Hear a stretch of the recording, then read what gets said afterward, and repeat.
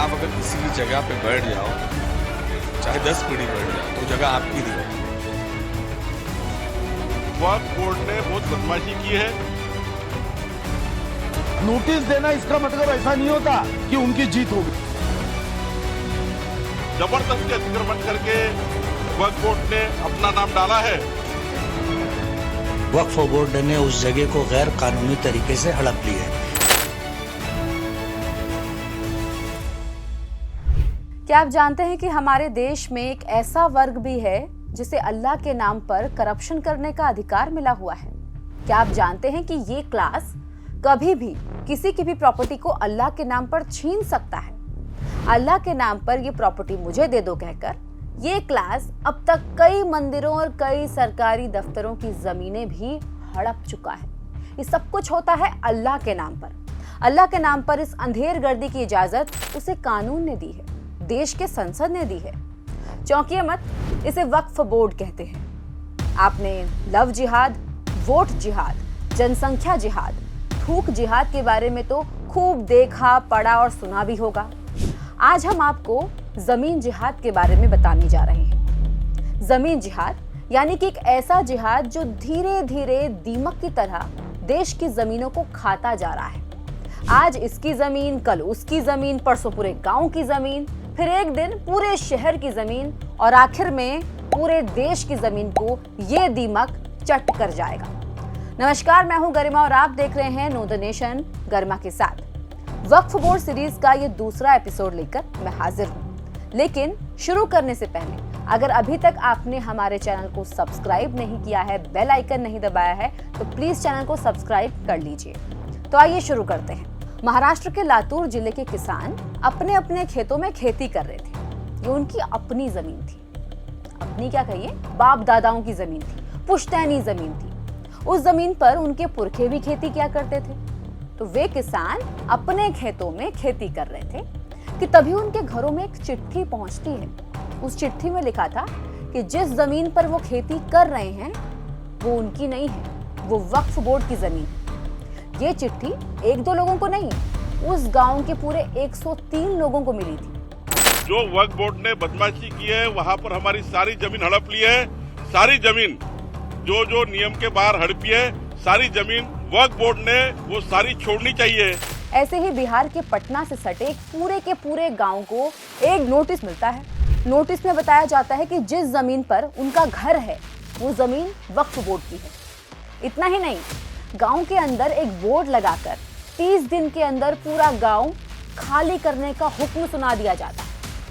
हैरानी की बात यह है कि जिस पूरे गांव पर वक्फ बोर्ड ने अपना दावा ठोका, उस गांव की 95% आबादी हिंदुओं की है।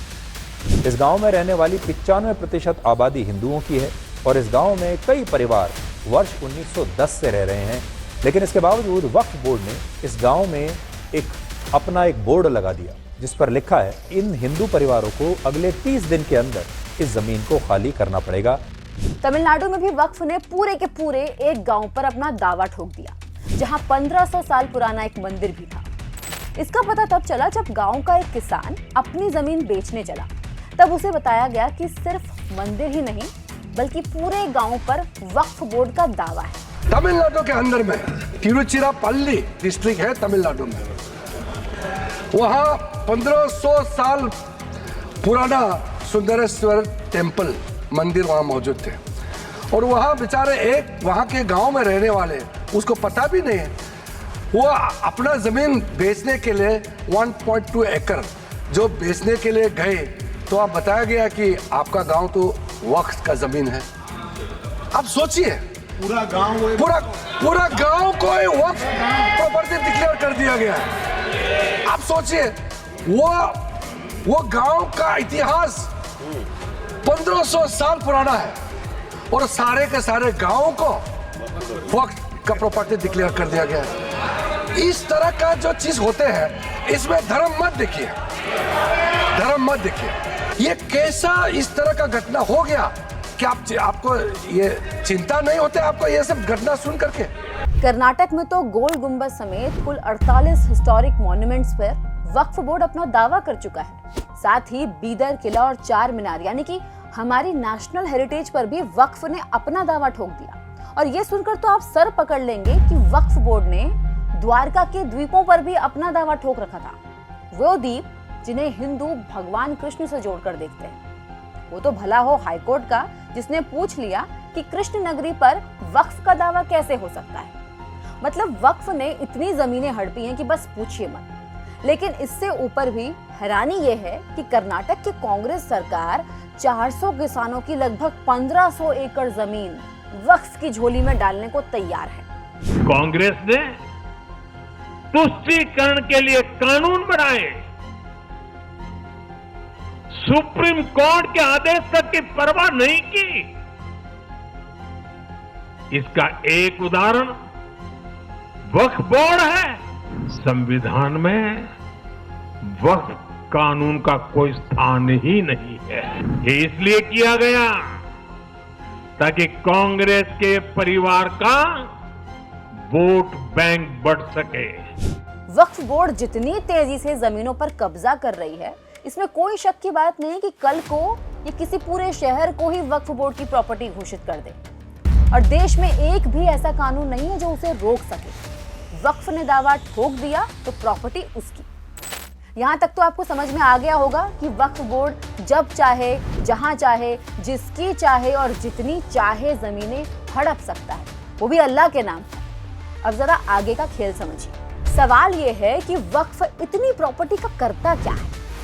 नियम तो ये कहता है कि वक्फ की प्रॉपर्टीज का इस्तेमाल सिर्फ इस्लाम और गरीब मुसलमानों के लिए हो सकता है। लेकिन क्या सच में ऐसा होता है? कोई ऐसा सगा नहीं जिसको इन्होंने अल्लाह के नाम पर ठगा नहीं। कहने को तो वक्फ की कमाई गरीब मुसलमानों पर खर्च होनी चाहिए, लेकिन जरा सच्चाई जानिए। उत्तर प्रदेश में वक्फ बोर्ड ने कब्रिस्तान की जमीन मॉल बनाने के लिए बेच दी। इससे किस गरीब मुसलमान का फायदा हुआ? जो पैसे आए वो पैसे कहाँ गए? उसका हिसाब किसके पास है? जब आम आदमी पार्टी के विधायक अमानतुल्लाह खान ने अपने लोगों को वक्फ बोर्ड में बिठाया, उनमें से कितने गरीब मुसलमान थे? बोर्ड में अपने लोगों को बिठाकर अमानतुल्लाह खान ने जो घोटाला किया, उससे कितने गरीब मुसलमानों का फायदा हुआ? जब राजस्थान के रामगंज में वक्फ बोर्ड ने मुसलमानों के घर खाली कराए तो सदमे से एक युवती की जान चली गई। क्या वक्फ बोर्ड इस मौत की जिम्मेदारी लेगा? कर्नाटक के विजयपुरा में 4000 से ज्यादा वक्फ संपत्तियों में से केवल 21 स्कूल और कॉलेजेस हैं, तो बाकी संपत्तियों का लाभ किसे मिलता है? क्या वक्फ का इस्तेमाल वाकई गरीब मुसलमानों के लिए हो रहा है, या वक्फ सिर्फ इलेजिटिमेट अर्निंग और कब्जे का जरिया बनकर रह गया है? दिल्ली में वक्फ की जमीनें 25 पैसे पर स्क्वायर यार्ड के रेट से किराए पर दे दी गई। इससे जो भी पैसे मिले, क्या उससे गरीब मुसलमानों का कुछ भला हुआ?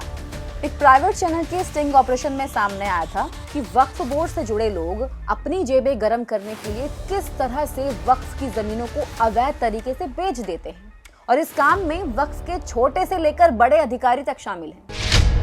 वक्फ बोर्ड की है वो आपके नाम हो जाएगी, वो आपको लिख के दे देगा, पैसे वो देगा कि उसके कब्जे के। भोपाल में वक्फ बोर्ड के नाम पर 125 कब्रिस्तान थे, लेकिन अब सिर्फ 24 कब्रिस्तान बचे हैं। बाकी कहाँ गए और इसका जवाबदेह कौन है? वक्फ के बारे में कुछ और बातें जानिए जो आपकी आंखें खोल देगी। पहले तो ये कि हिंदुस्तान दुनिया का इकलौता ऐसा देश है जहां वक्फ बोर्ड जैसी संस्था है। दुनिया में कोई ऐसा दूसरा देश नहीं है, इस्लामिक देश भी नहीं है, जहां वक्फ बोर्ड जैसी कोई दूसरी ऑर्गेनाइजेशन हो। वक्फ बोर्ड के पास देश भर में 8,72,328 प्रॉपर्टीज रजिस्टर्ड है, जिनमें से 2,17,161 प्रॉपर्टीज अकेले यूपी में है। इनमें से 4,13,853 ऐसी प्रॉपर्टीज हैं जिनका कोई मैनेजमेंट ही नहीं है, जो वक्फ बोर्ड के पास है। इसलिए है क्योंकि वक्फ बोर्ड ने इन पर दावा ठोक दिया था और सरकार ने कहा कि जब दावा आपने ठोक ही दिया है तो ले जाओ, हम कौन है रोकने वाले। और सुनिए, वक्फ की 4,36,169 प्रॉपर्टीज ऐसी हैं जिनके बारे में वक्फ को भी जानकारी नहीं है कि ये उनकी प्रॉपर्टी है। यहाँ एक चीज और जान लीजिए, एक बार जो प्रॉपर्टी वक्फ की हो गई, कांग्रेस के बनाए कानून के मुताबिक वो अब हमेशा वक्फ की ही रहेगी। देश में कोई कानून, कोई हाई कोर्ट, सुप्रीम कोर्ट, संसद के पास ऐसी ताकत नहीं है जो वक्फ से कहे कि फलाने की जमीन लौटा दो, क्योंकि वक्फ के मामले में प्रॉपर्टी की ओनरशिप सीधे अल्लाह को ट्रांसफर की जाती है, इसलिए वो वापस नहीं हो सकती, क्योंकि अल्लाह को दिया हुआ सामान वापस नहीं लिया जा सकता है। एक बार जब कोई प्रॉपर्टी वक्फ की हो जाती है तो वो हमेशा वक्फ की ही रहती है। फॉर एग्जाम्पल, बेंगलुरु ईदगाह मैदान है जिसे 1850 के दशक से वक्फ संपत्ति के रूप में दावा किया जाता है। इसी तरह सूरत के म्युनिसिपल कॉर्पोरेशन के ऑफिस पर वक्फ बोर्ड का अपना दावा मानता है। जानते हैं क्यों? वक्फ बोर्ड का कहना है कि मुगल काल में हज के दौरान इस ऑफिस को सराय के रूप में यूज किया गया था, इसीलिए अब इस पर अल्लाह का अधिकार है। अल्लाह का अधिकार है मतलब वक्फ का अधिकार है। लेकिन आपको नहीं लगता कि अभी ज्यादा हो रहा है और वक्फ बोर्ड के नियमों में बदलाव होने चाहिए? आपको नहीं लगता कि पिछड़े वर्ग के मुसलमानों को भी वक्फ बोर्ड का मेंबर बनना चाहिए? आपको नहीं लगता कि वक्फ बोर्ड में हो रही धांधली, घोटालों और मनमानी पर रोक लगनी चाहिए? आपको नहीं लगता कि वक्फ की प्रॉपर्टीज की सिक्योरिटी और सही इस्तेमाल के लिए एक प्रॉपर चैनल डेवलप किया जाना चाहिए? क्या आपको मालूम है कि वक्फ बोर्ड में सुधार के लिए सच्चर कमेटी ने जो सुझाव सरकार को दिए थे उसे कांग्रेस सरकार ने कूड़ेदान में फेंक दिया। जानते हैं क्यों? क्योंकि कांग्रेस के लिए वक्फ बोर्ड सिर्फ तुष्टीकरण की राजनीति का जरिया था। मुसलमानों के डेवलपमेंट से कांग्रेस और दूसरी पार्टियों को कोई मतलब नहीं। समझ में आया? मुसलमानों के विकास से कांग्रेस और दूसरी पार्टियों को कोई मतलब नहीं है। वक्फ बोर्ड के नए बिल का विरोध सिर्फ इसलिए कर रहे हैं कि कहीं उनकी तुष्टीकरण की राजनीति वाली दुकान बंद ना हो जाए।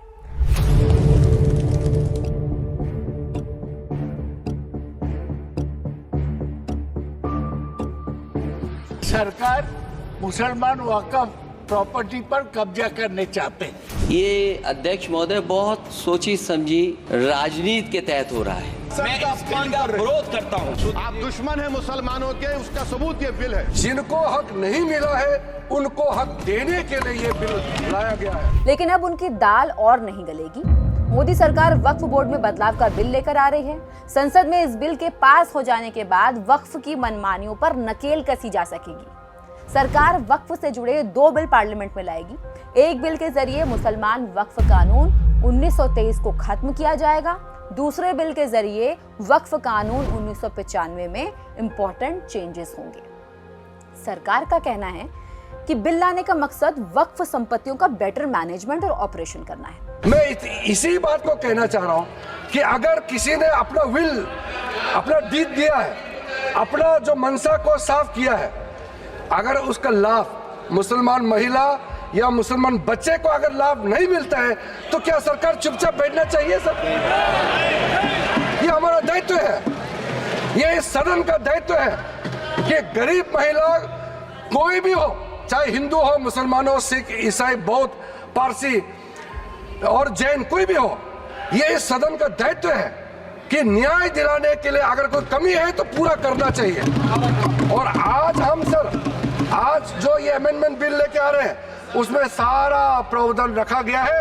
अब जरा ये भी जान लीजिए कि नया वक्फ बिल आने के बाद क्या क्या बदल जाएगा। पहले तो इस बोर्ड का नाम ही बदल जाएगा। पहले इस वक्फ अधिनियम 1995 के नाम से जाना जाता था। अब इसे एकीकृत वक्फ प्रबंधन, सशक्तिकरण, दक्षता और विकास अधिनियम 1995 के नाम से जाना जाएगा। धारा 40 खत्म हो जाएगी, यानी वक्फ बोर्ड मनमाने तरीके से किसी की भी प्रॉपर्टी को नहीं हड़प सकेगा। जिसकी प्रॉपर्टी है उसकी इजाजत जरूरी होगी। नया कानून आने के बाद वक्फ की प्रॉपर्टी से जुड़े मामलों की सुनवाई सिर्फ वक्फ ट्रिब्यून में नहीं होगी, बल्कि दूसरी पार्टी को हाई कोर्ट या सुप्रीम कोर्ट जाने तक का भी अधिकार होगा। वक्फ बोर्ड में अभी तक सभी मेंबर मुस्लिम होते थे, लेकिन नए कानून बनने के बाद बोर्ड में 2 नॉन मुस्लिम मेंबर्स को भी रखना पड़ेगा। पहले वक्फ से जुड़े लोग ही प्रॉपर्टी का सर्वे करते थे, लेकिन नए कानून में ये अधिकार जिला के कलेक्टर को भी दे दिया गया है। मतलब कुल मिलाकर सरकार वक्फ बोर्ड के नियमों में इतने चेंजेस कर देगी कि बोर्ड अब अपने मनमाने ढंग से किसी की भी प्रॉपर्टी को हड़प नहीं पाएगा। विपक्ष को इसी बात की मिर्ची लगी है। ये काला कानून बदलना जरूरी था, लेकिन बदले कौन? सभी को मुस्लिम तुष्टीकरण की राजनीति जो करनी है। लेकिन देश में एक शख्स ऐसे भी हैं जिसके लिए देश सबसे पहले है, सियासत बाद में। इस देश को, यहाँ के कानून को अपनी जागीर समझने वाले बस इतना जान ले कि ये न्यू इंडिया है, यहाँ किसी की मनमानी नहीं चलेगी, ये सिर्फ संविधान से चलता है। नेशनल इंटरेस्ट से जुड़े और वीडियोस देखने के लिए जुड़े रहिए नो द नेशन गरिमा के साथ। वीडियो पसंद आए तो वीडियो को लाइक करें और अपने सुझाव कमेंट करके जरूर बताएं।